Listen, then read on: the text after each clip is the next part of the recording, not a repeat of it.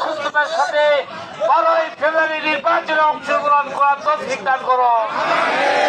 আপনারা আমাকে ভালোবাসেন, আমি আপনাদেরকে ভালোবাসি।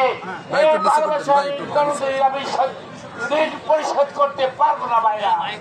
কয়লার পয়সাদার মানুষ অত্যন্ত ভালো, অত্যন্ত ইসলাম প্রিয়। এই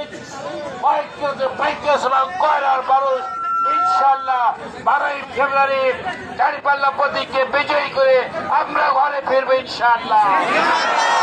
কেউ আমাদের প্রতি চক্ষু রাগাবেন না, আমরা কাউকে চক্ষু রাঙ্গানো পছন্দ করি না। যারা আজকে সন্ত্রাসীদের দোষর হয়েছেন, বলতে চাই আপনারা কয়রাবাসী, কয়রা রাজনীতির সাথে আপনারা সম্পৃক্ত আছেন। সকাল বিকাল আপনাদের সাথে দেখা হবে। আমার এই কয়রাবাসীদেরকে, বাইকাসাবাসীদেরকে সন্ত্রাসী কায়দায় কথা আপনারা বলবেন না, ভয় দিবেন না। হিন্দু সম্প্রদায়ের তাদেরকে ভয় দিবেন না। ইনশাল্লাহ সকল ভয় উপেক্ষা করে 12ই ফেব্রুয়ারি আপনারা ডালপাল্লা মার্কা ভোট দিয়ে বিজয়ী করবেন ইনশাল্লাহ। আমি নির্বাচিত হলে কয়রাকে আমি সুন্দর করে সাজাবো ইনশাআল্লাহ।